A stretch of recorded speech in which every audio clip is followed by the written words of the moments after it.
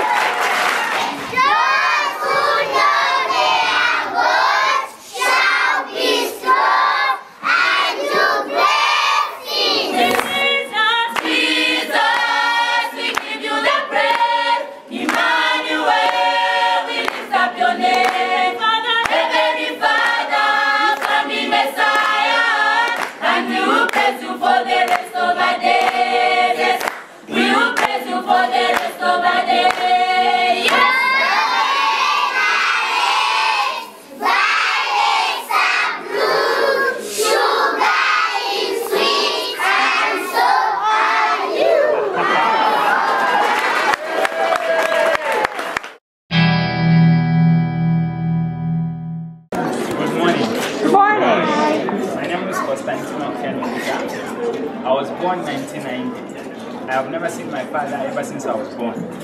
I was brought up by my mother. Being single and not working, she had a lot of difficulties in raising me up. She couldn't manage to take me to school, and I used to admire friends who had been kept by both parents and had the privilege to attend school. Sometimes we could stay for 2 days without a meal. If fortunate, then a single meal per day. I never thought things would ever be better for me. I almost lost hope in the realities of life because of the absence of my father, the hardship my mother underwent when struggling for food, as well as the opportunity to be taken to school. Not until at the age of 8, my mother registered me at a nearby community. The building was dilapidated. It had no proper infrastructure. Windows were broken off. The roofing sheet were blown off. But the good thing is that my mother registered me at Pledge of Hope a year later before she died, and that's how I became orphaned. I appreciate for the love we are receiving from our sponsors from Canada. Had it not been for you, we wouldn't know how life would have been. I also thank our local administration. They have helped me to receive Jesus Christ as my personal Savior. Even as I'll be leaving this community, I'll continue serving the Lord diligently and faithfully. Thank you.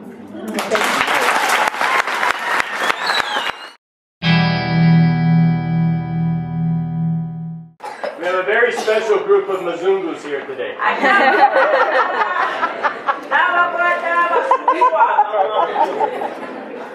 We've seen many teams come from Canada. But not this many. Coming all at once. They're a problem.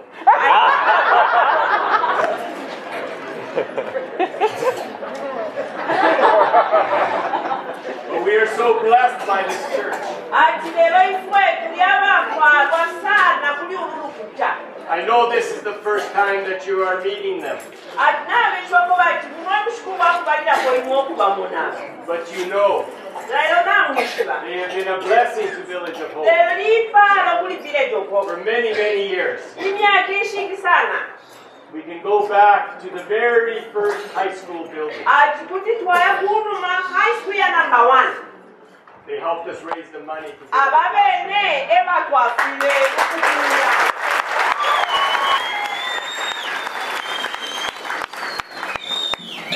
But they were not satisfied. They wanted to keep blessing. So then they raised money for Weston Place.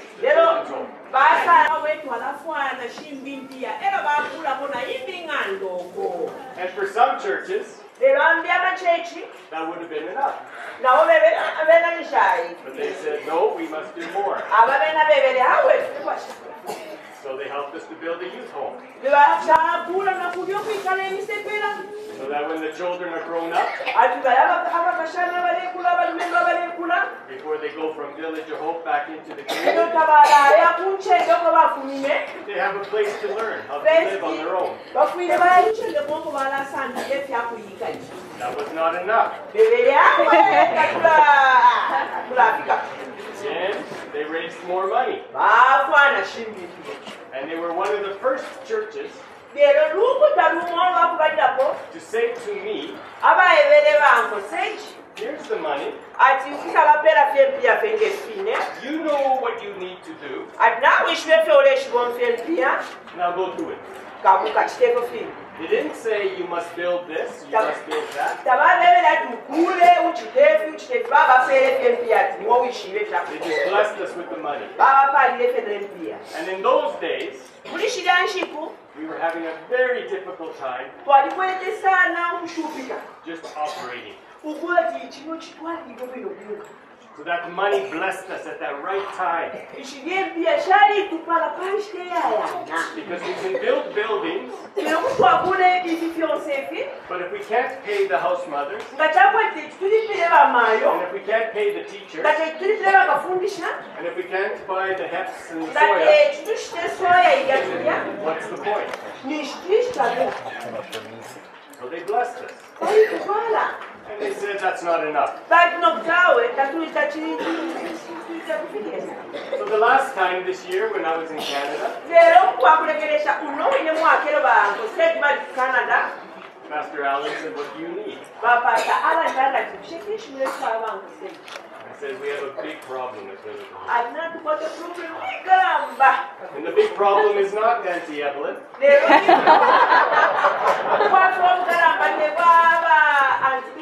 She's my big problem. The big problem we're having here at the village is water.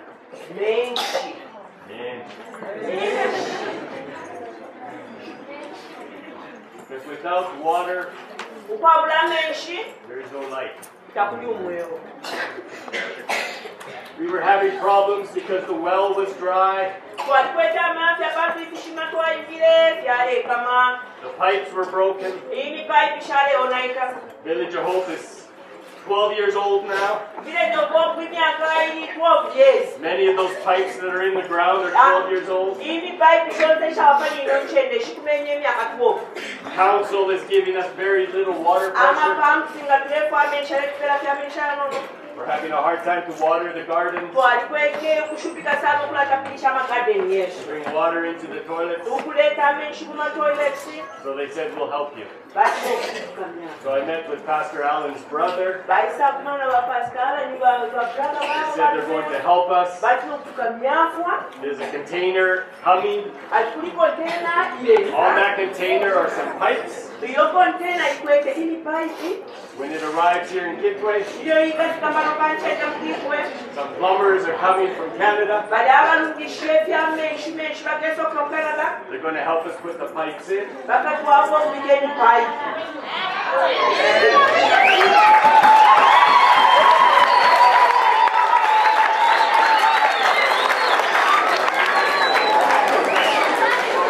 Helping us to drill the new wells.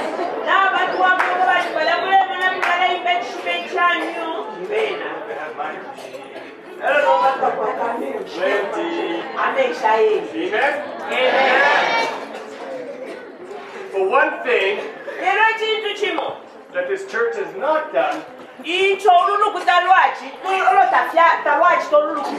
they've never come to visit. They just blessed us. So I said, it's time for you to come and visit. And boy, did they come and visit.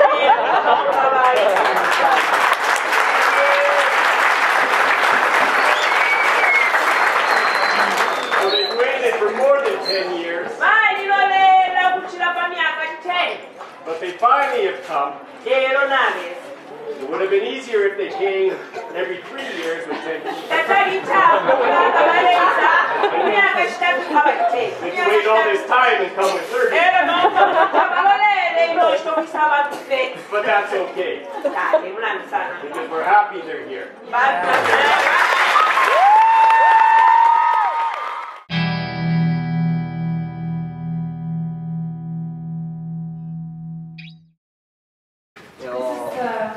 So this is the room where the kids all come in.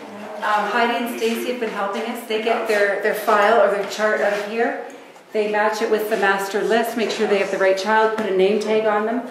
And the house mothers bring a whole house of kids at one time.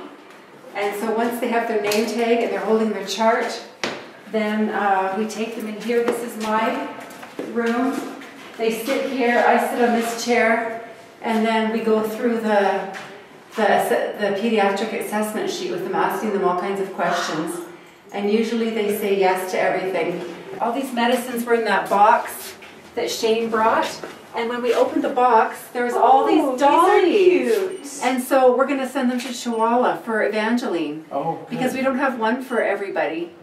So it was such a surprise to open up the medicine box and see all these dolls. And this is Rachel's room where she sits and does her assessments. And we even are assessing all the house mothers, doing their blood pressure and just giving them a physical. And the first day that we were here, we had no paper cups. Like the first day we were here, there was a nurse, Elizabeth, that comes every day. And she was sitting at the desk and a little girl came in with stomach pain and a fever. So right away she did a malaria test on her. She had malaria, so she gave her pills and sent her home with more pills to take. And she just had a dirty cup on the desk that she gave her a drink of water with her pills. And so after that, we just had one cup for everybody. So we had this basin filled with disinfectant and water. And so when Greg was giving his pills to all the kids, he would just rinse it in the water and then pour the water in it and give it. And he kept saying, "This is so wrong. This is so wrong." So they're getting their deworming medicine too. He takes we take their history in there, ask if there's any problems. We send them to Shane, he gives them their deworming medicine, takes their height and weight. Then they wait here, and then they come in here to see Dr. Shane. See how his room is.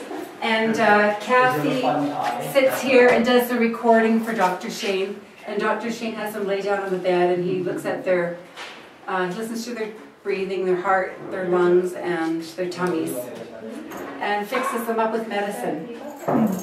So that's how we do it.